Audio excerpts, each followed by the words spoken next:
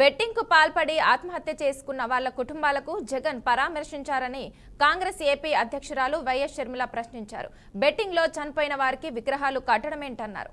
జగన్ బల ప్రదర్శనలో ఇద్దరు చనిపోయారు. వారి మృతికి బాధ్యులెవరు? బల ప్రదర్శనలు చేసి ప్రజల ప్రాణాలు తీసే హక్కు ఎవరిచ్చారు?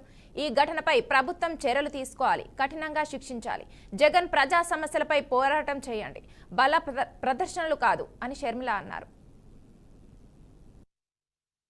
ఇద్దరు చనిపోవడం జరిగింది. మరి దానికి బాధ్యులు ఎవరు? పోలీసులు 100 మందితో జగన్మోహన్ రెడ్డి గారికి అనుమతి ఇస్తే వేలల్లో 1000కి పైగానే జనం వచ్చారు. మరి పోలీస్ డిపార్ట్మెంట్ ఇంటెలిజెన్స్ ద్వారా మీకు తెలియలేదా? జగన్మోహన్ రెడ్డి గారు వచ్చిన తర్వాత ఈ జనం వచ్చారా? జనం అక్కడే ముందు నుంచే ఉంటే పోలీస్ డిపార్ట్మెంట్కు అక్కడే ఉండి అది గమనించుంటే మరి జగన్మోహన్ రెడ్డి గారు అక్కడికి రాకముందే ఎందుకు ఆపలేదు? కాంగ్రెస్ పార్టీకి మాత్రమే హౌస్ అరెస్టులు చేస్తారా? జగన్మోహన్ రెడ్డి గారికి ఏ ఆంక్షలు ఉండవా?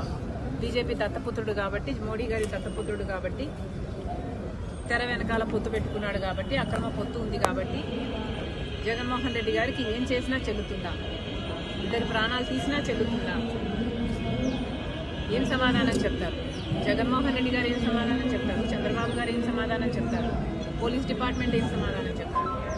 జగన్మోహన్ రెడ్డి గారిని కూడా కాంగ్రెస్ పార్టీ సూటిగా ప్రశ్నిస్తుంది. బెట్టింగ్లో ఓడిపోయిన వాళ్ళకి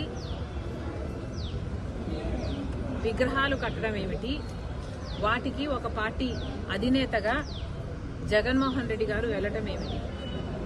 సమాజం ఎటుపోతుంది? ఎటు తీసుకువెళ్తున్నారు? ఒక నాయకుడిగా జగన్మోహన్ రెడ్డి గారు ఏం చేయాలి? ప్రజల సమస్యల మీద పోరాటం చేయాలి. చంద్రబాబు గారిని నిలదీయాలి. సూపర్ 6 ఏమైంది అని అడగాలి.